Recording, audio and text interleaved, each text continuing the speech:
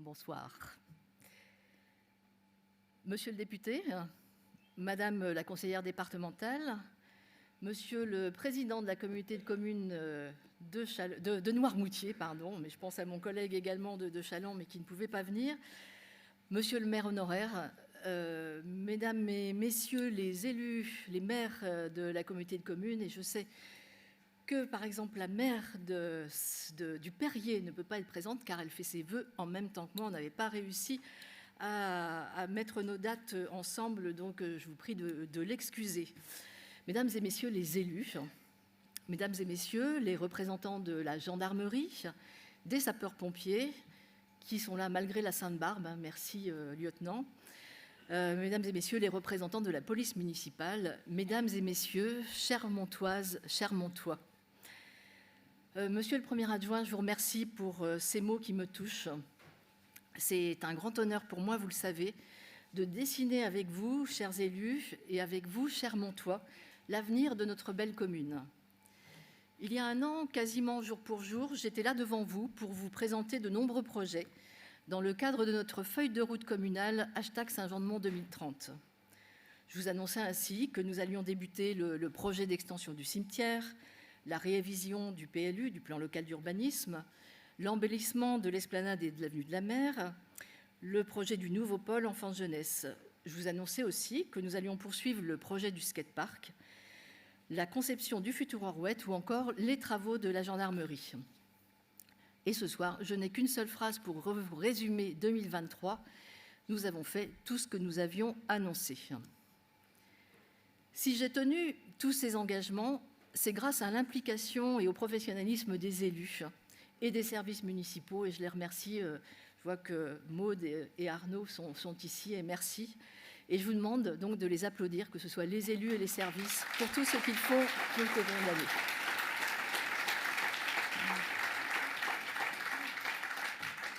Pour autant, ces projets, ce sont les vôtres. En effet, 2023 fut clairement l'année de l'implication citoyenne. 12 ateliers, ouverts à tous en 2023, ont permis à près de 1000 Montois de s'exprimer et de participer à tous ces projets. Vous comprendrez donc ma surprise quand j'entends certaines personnes se plaindre de l'absence de participation à Saint-Jean-de-Mont. Car oui, nous faisons vivre le dialogue, les échanges et l'écoute, et j'invite une fois de plus tous ceux qui le souhaitent à continuer de s'impliquer, et nous en aurons largement l'occasion en 2024. Alors, à nouveau, applaudissons la façon dont, ensemble, nous avons su faire vibrer la démocratie à Saint-Jean-de-Mont.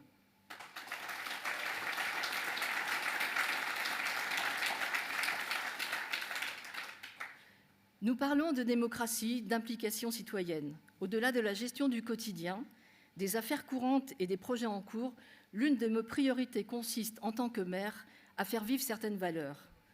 En 2023, nous avons connu le conflit israélo-palestinien et la guerre en Ukraine. Où est la fraternité ? En 2023, nous avons subi la mort de Dominique Bernard, victime du terrorisme en France. Qu'en est-il de notre liberté ? En 2023, les femmes ont en moyenne été payées 15,4% de moins que les hommes pour un même travail. Où est l'égalité ? Alors, à nous, ensemble, de faire vivre les valeurs républicaines, de lutter contre l'obscurantisme et d'agir pour la tolérance.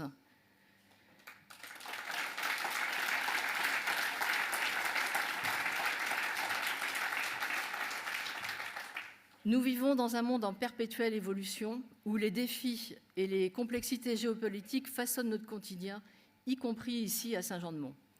Certes, notre commune se porte bien. Nous proposons un cadre de vie agréable avec des équipements structurants.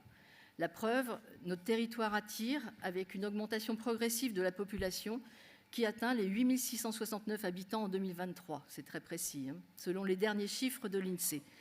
Et ceci avec près de 60 naissances à Saint-Jean-de-Mont l'année passée. Notre économie locale est dynamique. Merci, Monsieur le Premier adjoint, qui est également vice-président en charge de l'économie au sein de la communauté de communes, comme le prouve l'installation progressive d'entreprises au sein de nos zones d'activité économique. En 2023, comme vous avez pu le voir dans ce très beau film fait par le service Com, nous avons poursuivi notre politique d'excellence. Après avoir été labellisée la ville la plus cyclable de France de notre strate en 2022, Cette fois-ci, c'est notre politique sportive qui a de nouveau été récompensée en 2023 par la labellisation Ville sportive obtenue avec 4 flammes décernées par le Comité régional olympique et sportif, que je remercie ici.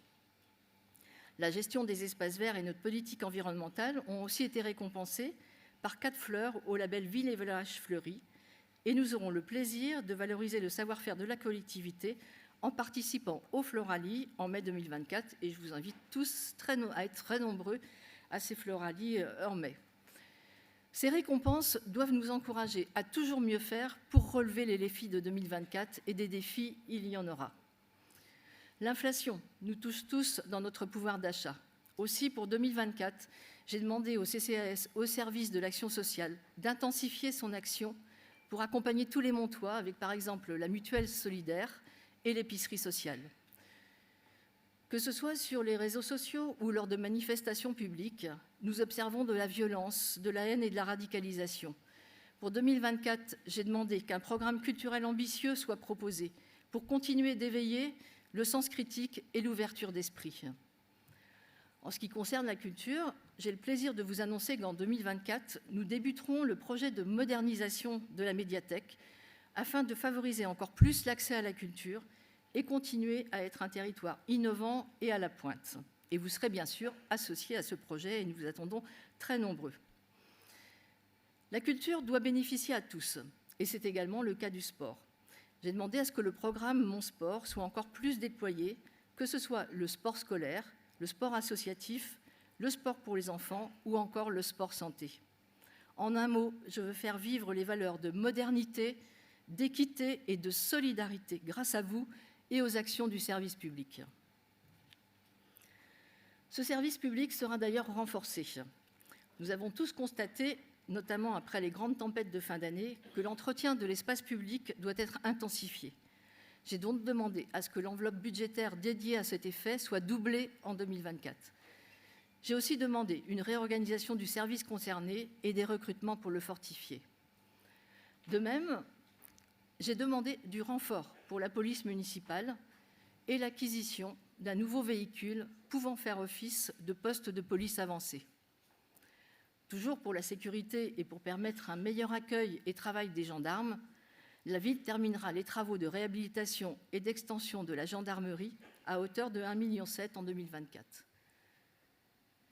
Cette proximité du service public, nous la devons également à la communauté de communes. En 2023, une nouvelle végéterie a été ouverte au sein de la zone du Clouzy pour que vous puissiez déposer vos déchets verts. La maison intercommunale des services au public, située dans le centre-ville, a été félicitée par Monsieur le Préfet pour l'excellence de sa qualité d'accueil. Et je crois qu'on a la directrice de la maison intercommunale et j'en profite pour la remercier et remercier toute l'équipe. En fin d'année, l'intercommunalité, en lien avec les CCAS, a mis en place un nouveau service de transport solidaire. J'invite d'ailleurs tous ceux qui le souhaitent à devenir bénévoles en 2024 pour aider chacun à se déplacer et faire vivre ainsi les relations intergénérationnelles, le lien social et la fraternité. Le bénévolat est fortement présent au sein de mes territoires et je tiens ce soir à remercier toutes les associations qui dynamisent notre quotidien et participent au bien vivre ensemble. Et je vous demande, s'il vous plaît, de bien vouloir les applaudir.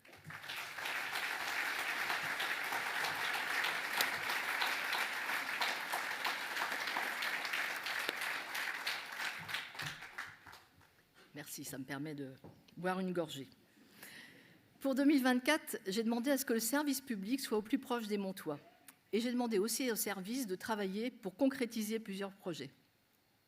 L'inauguration du nouveau stade d'athlétisme en 2023 a été un moment de fierté pour nous tous. En 2024, 3 équipements communaux vont être au cœur de notre action municipale. Nous allons voir sortir le nouveau skatepark, comme vous avez pu le voir dans le film, juste à l'entrée du stade.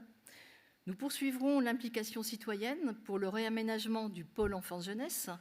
Je veux fournir des structures modernes et adaptées pour accompagner nos jeunes dans leur éducation et leur épanouissement. Et certes, le sujet est moins joyeux, mais nous continuerons notre travail sur l'extension du cimetière, car celui-ci sera bientôt saturé. L'enjeu est de préserver les qualités paysagères et environnementales de la forêt et d'anticiper les pratiques de demain. Après 2 ateliers citoyens, le paysagiste va finaliser les scénarios d'aménagement que nous pourrons vous présenter au premier semestre 2024. Par ailleurs, le centre aquatique Océabule intercommunal va bénéficier d'une rénovation en faveur du confort de tous et d'un plus grand respect de l'environnement. En plus de ces 5 équipements, 5 grands projets vont se prolonger concernant l'aménagement de l'espace à Saint-Jean-de-Mont. La révision de notre plan local d'urbanisme. Nous en sommes à la phase de diagnostic. Près de 120 Montois ont participé aux réunions publiques. Les enjeux sont complexes. La commune est obligée de se conformer à de nombreuses contraintes légales.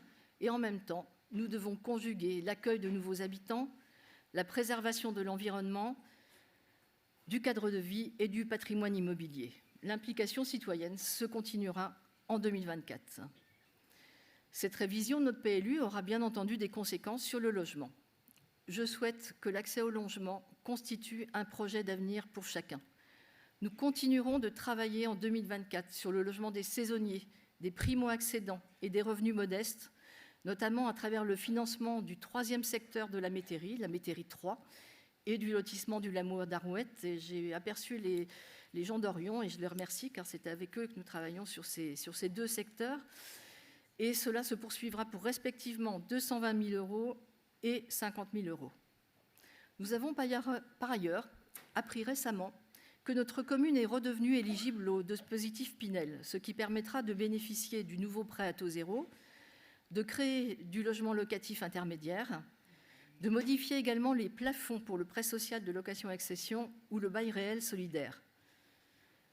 La question du logement est également très présente à Orouette. Le projet pour concevoir ensemble l'avenir de ce quartier avance. Suite aux différents ateliers qui se sont déroulés en 2023, un scénario d'aménagement a été retenu par les citoyens, des expérimentations ont débuté et la ville a acquis différentes parcelles qui nous permettront de mener à bien ce plan guide, qui permettra notamment, mais pas seulement, de créer un nouveau cœur de quartier et de réaménager l'école qui a connu cette année l'ouverture d'une 5e classe. Dans un autre quartier de Saint-Jean-de-Mont, le projet d'embellissement de l'esplanade et de l'avenue de la Mer va aussi progresser en 2024. L'assistant à maîtrise d'ouvrage a été choisi et plusieurs scénarios d'aménagement vont pouvoir vous être proposés et finalisés avec vous cette année dans le cadre d'un budget maîtrisé, car nous avons aussi d'autres chantiers sur lesquels nous devons aussi travailler, comme je le disais par exemple au sujet de l'entretien de l'espace public. Toujours dans l'espace public, la liaison entre le front de mer et le centre-ville va être retravaillée avec une nouvelle aire de jeu élaborée par le conseil d'enfants que je félicite. Il y en avait quelques-uns parmi nous ce soir, merci à vous. Nous allons ensuite renaturer le parcours en supprimant le bitume pour y remettre la nature et agir ainsi pour la transition écologique. Vous le savez, la transition écologique est un enjeu fondamental et crucial. À son échelle, la collectivité y travaillera encore en 2024 avec le schéma directeur immobilier et énergie qui nous permettra de faire le diagnostic de tous nos bâtiments, la télégestion de ces bâtiments et le plan de sobriété énergétique. Je remercie par ailleurs la communauté de communes, le syndicat mixte de la Baie de Bourgneuf et l'association syndicale du Marais qui œuvrent également au respect de l'environnement et notamment à la préservation de la biodiversité et à la gestion de l'eau dans notre beau Marais. La seconde transition que nous allons devoir aussi accompagner en 2024 est la transition numérique. Et j'ai demandé aux services d'accélérer la mise en place du portail famille pour vous permettre de réaliser davantage de démarches en ligne et faciliter ainsi votre quotidien. L'accès aux services publics doit être facilité, tout comme doit l'être l'accès à la santé. Je sais quelles sont les difficultés rencontrées par de nombreux Montois.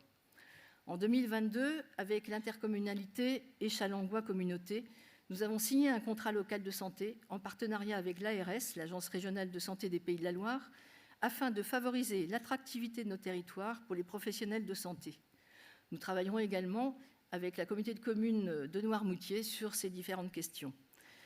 Le plan d'action a commencé à se concrétiser. En 2023, nous avons soutenu l'association Santé Avenir Montois, créé un guide senior et aidé les associations d'aide à domicile. En 2024, nous mettrons en réseau les professionnels de santé, nous renforcerons la prévention auprès des seniors et les autres publics, et nous agirons notamment en faveur de la santé mentale en accompagnant le groupe d'entraide mutuelle et à travers des formations des agents des collectivités. Comme vous pouvez le voir, le plan d'action est ambitieux pour 2024. Alors, quel est le coût de toutes ces actions et de tous ces projets ? J'ai demandé aux élus et aux services d'établir un budget qui ne vous impacte pas en cette période d'inflation. Il n'y aura pas d'augmentation de la fiscalité locale sur les résidences principales. Face à une tension immobilière forte et inédite, j'ai par contre demandé à ce que l'on utilise l'outil fourni par l'État pour les territoires touristiques, à savoir la majoration de la taxe d'habitation sur les résidences secondaires pour les communes de littoral en tension. L'objectif est de baisser la tension immobilière, de favoriser l'habitat principal et la location à l'année. L'augmentation est toutefois mesurée pour préserver la mixité résidentielle et touristique, essentielle à l'économie locale. En 2024, nos recettes et dépenses de fonctionnement devraient s'élever à 23,6 millions et nous devrions investir 7,3 millions. Comme les finances sont saines, nous n'aurons probablement pas besoin de recourir à l'emprunt en 2024. À ce sujet, la capacité de désendettement de la commune se situe toujours à moins de 5 ans, ce qui témoigne de la bonne gestion financière, puisque la zone de danger se situe à partir de 13 ans. Enfin, permettez-moi de terminer mon discours par quelques mots sur les Jeux Olympiques que nous allons pouvoir vivre ici, ensemble, à Saint-Jean-de-Mont. Dans le cadre de notre labellisation Terre de Jeux 2024, la commune s'est engagée pour faire vivre l'aventure olympique et paralympique. Certes, nous avons déjà un peu l'habitude, nous avons 2 Montoises, donc Gladys et Chloé, qui ont déjà eu des médailles olympiques, et je vous les invite à les applaudir de nouveau.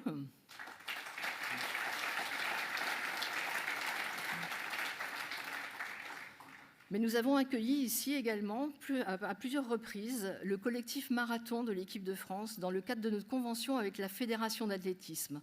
Nous savons déjà que cette équipe reviendra au plus près des Montois en 2024. Ce soir, j'ai aussi le plaisir de vous annoncer que nous allons recevoir la première étape du Pays de la Loire-Tours en tant que première ville d'arrivée. Ce sera le 2 avril. Et on va vous montrer en exclusivité une courte vidéo d'annonce.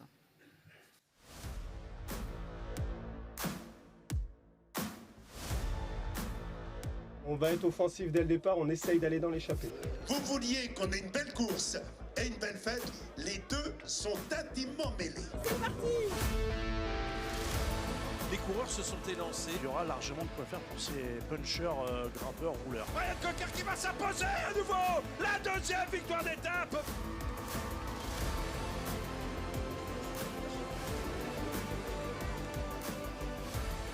Vous allez savourer ce final aujourd'hui. Attention pour le classement général.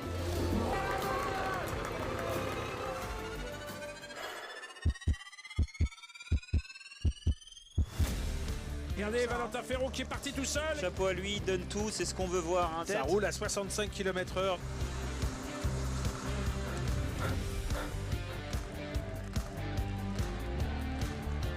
Regardez le monde. Ah oui. Incroyable. La montée de Gazonfier.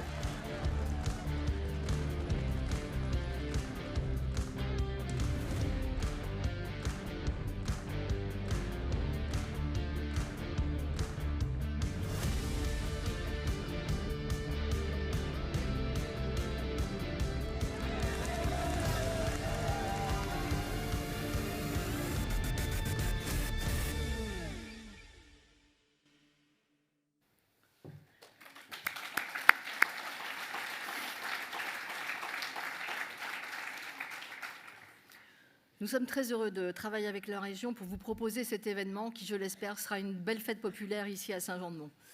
Et puis, nous vous donnons rendez-vous en juillet pour des surprises que nous sommes en train de vous concocter.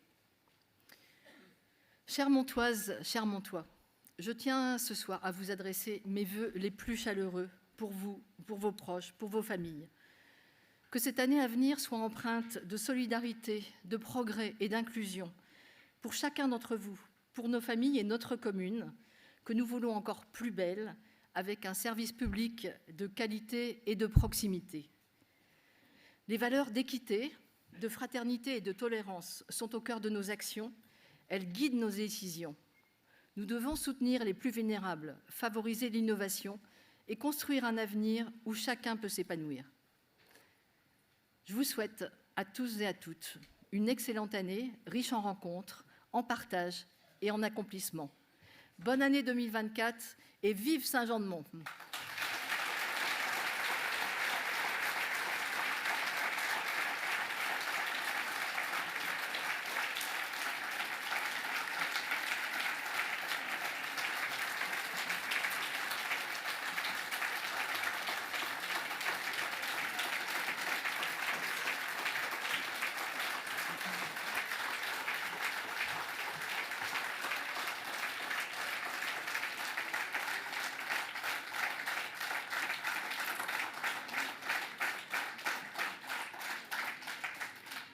Et parce que toutes ces actions et tous ces projets sont réalisés par l'ensemble de l'équipe municipale, avant de passer au verre de l'amitié, je vais vous demander de me permettre d'inviter tous les élus à me rejoindre sur scène. Et je vous propose de les applaudir. Merci à vous, les élus municipaux. Merci aux agents de la collectivité. Merci aux élus, aux représentants de l'intercommunalité. Merci aux services de sécurité, à la police municipale, à la gendarmerie, aux pompiers. Merci à tous les partenaires privés, publics de la commune. Et merci à vous surtout, Montoises et Montois, pour l'énergie que vous insufflez au sein de notre commune.